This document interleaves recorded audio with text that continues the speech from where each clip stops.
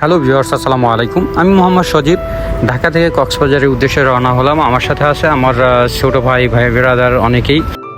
আমরা এখন গাড়িতে স্লিপিং বাসের টিকিট কাটছি। আমাদের টিকিট মূল্য আসলে খুবই কমের মধ্যেই কাটছি, বলা যায় আমরা 1600 করে টিকিট কাটছি।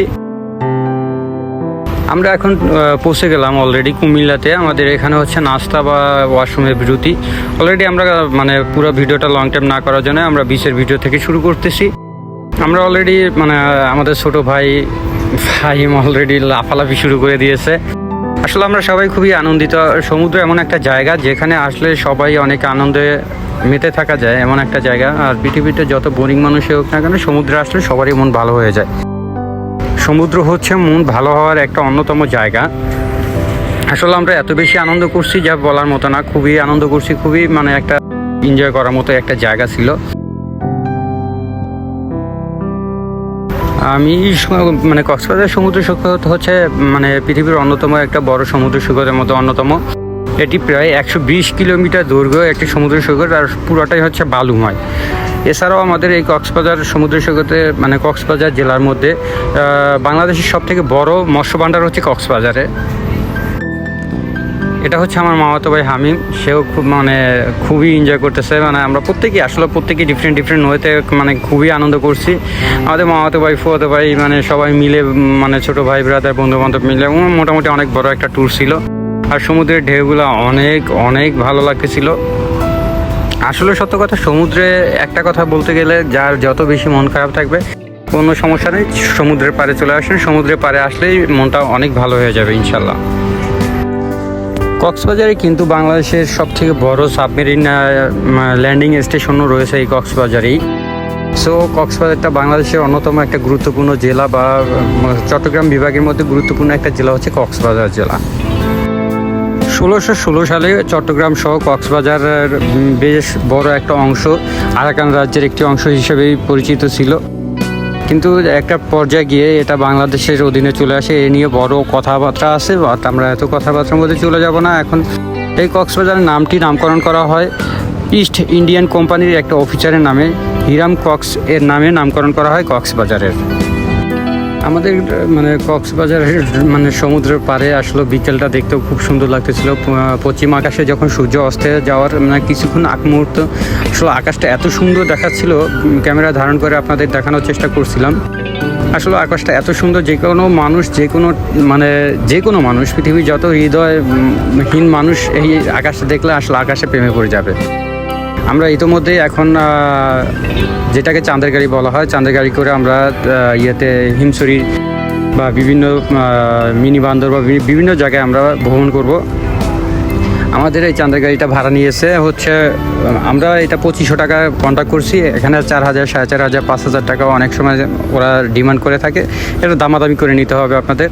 আসলে চাঁদের গাড়িতে মেরিন ড্রাইভের যে রোডটা আছে, এই রোডটা খুবই সুন্দর, খুবই দেখতে এত ভালো লাগে যা বলার মতো না। তাই আমি আপনাদেরকে দেখানোর চেষ্টা করতেছি। এক পাশে যখন পাহাড় থাকে, অন্য পাশে সমুদ্র, মধ্যে হচ্ছে রাস্তা।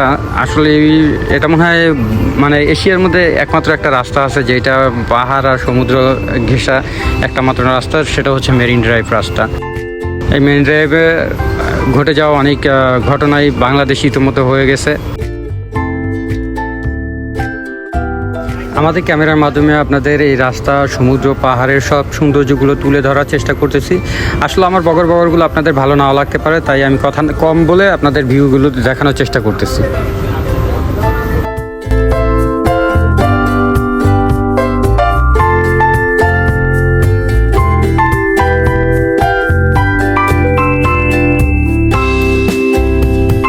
আমরা ইতিমধ্যেই ইনানি ব্রিজের খুব কাছাকাছি একটা ব্রিজ আছে, এইখানে চলে আসলাম।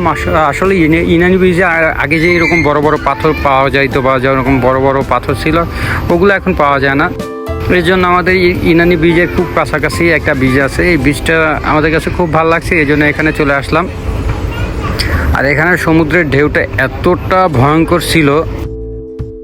আমি সাধারণত সাঁতার পারি, কিন্তু এখানে সমুদ্রের গর্জন প্লাস হচ্ছে সমুদ্রের ঢেউটা এতটাই ভয়ঙ্কর ছিল যে আমার আমি ভয়ে কাঁপুনি শুরু হয়ে গেছিলো। এতটা ভয়ঙ্কর একটা সমুদ্রের গর্জন বা সমুদ্রের ঢেউগুলো এখানে এত ভয়ঙ্কর ছিল। একটা পর্যায়ে আমি এখান থেকে ভয়ে উঠে গেছিলাম। এই জায়গাটা আমার খুবই মানে সমুদ্রে আমি কিন্তু সাঁতরে অনেক দূর চলে যেতে পারি, কিন্তু এইখানটাতে আমার এত ভয় লাগছিল কেন আমি সঠিক বলতে পারবো না।